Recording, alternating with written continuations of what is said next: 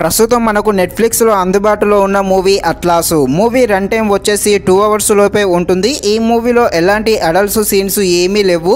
ఈ మూవీని మనం ఫ్యామిలీతో కలిసి కూడా చూడవచ్చు.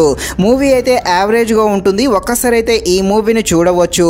ఈ మూవీలో అక్కడక్కడ కొన్ని సీన్స్ కొంచెం స్లోగా ఉన్నా కూడా పర్వాలేదు. ఈ మూవీ అయితే మనల్ని కొత్త ప్రపంచంలోకి తప్పకుండా తీసుకువెళ్ళడం జరుగుతుంది. ఈ మూవీ యాక్షన్, కామెడీ, అడ్వెంచర్గా సాగుతుంది. యాక్షన్గా ఉండే ఈ మూవీ ఎలా ఉందో అనే విషయం తెలుసుకునే ముందు మన ఛానల్ని ఎవరైతే మొదటిసారిగా చూస్తున్నారో వారు వెళ్ళి తప్పకుండా మన ఛానల్ని సబ్స్క్రైబ్ అండ్ లైక్ చేసి కాస్త నాకు సపోర్ట్ చేసేయండి.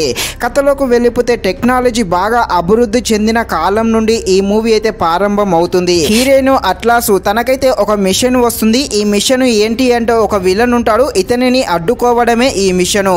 ఈ మిషన్ మీద వెళ్ళిన అట్లాసు అనుకోకుండా ప్రమాదం జరగడంతో ఒక వేరే గ్రహంలోకి అయితే వెళ్ళడం జరుగుతుంది. ఆ వేరే గ్రహంలో హీరోయిన్ తనతో పాటు ఒక రోబో ఉంటుంది. వీళ్ళిద్దరూ ఒంటరిగా ఆ గ్రహంలో ఎలా ముందుకు వెళ్తారు, ఆ గ్రహం నుండి ఏ విధంగా బయటకు వస్తారు, ఈ విలన్స్ని ఎలా అంతం చేస్తారు అని తెలియాలంటే మీరు తప్పకుండా ఈ మూవీని అయితే నెట్ఫ్లిక్స్లో చూడాల్సిందే.